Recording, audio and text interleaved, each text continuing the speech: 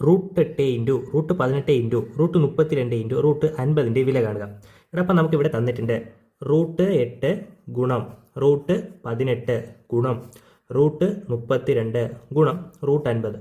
ഇതിൻ്റെ വിലയാണ് നമുക്ക് കാണേണ്ടത്. ഇത് കണ്ടാൽ തന്നെ നമുക്ക് മനസ്സിലാവും എന്താണ് ഇതൊന്നും ഒരു പെർഫെക്റ്റ് റൂട്ട് അല്ല നമുക്ക് മനസ്സിലാവും. പക്ഷേ ഇതിന് നമുക്ക് പെർഫെക്റ്റ് റൂട്ടുള്ള സംഖ്യകളുടെ ഗുണിതങ്ങളായിട്ട് എഴുതാമല്ലോ.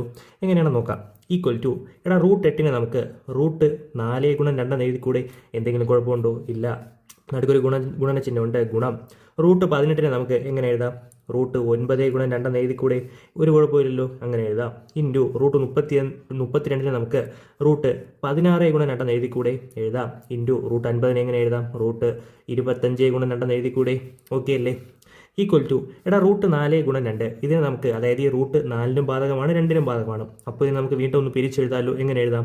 √4 ഗുണം √2 ഗുണം, അതുപോലെ എല്ലാത്തിനും നമ്മൾ പിരിക്കുന്നു. √9 ഗുണം √2 ഗുണം √16 ഗുണം √2 ഇൻറ്റു √25 ഇൻറ്റു √2.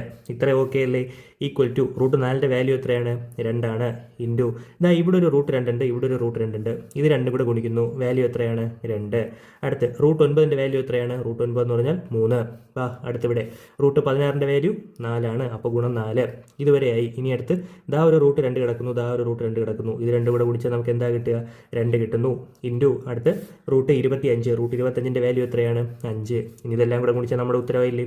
ഈക്വൽ ടു 5 × 2 10, 10 × 4 40, 40 × 3 എത്രയാണ്? 120, 120 × 2 എത്രയാണ്? 240, 240 × 2 480 ആണ് നമ്മുടെ ഉത്തരം എന്ന് പറയുന്നത്. ഓപ്ഷൻ എ ആണ് നമ്മുടെ ഉത്തരം.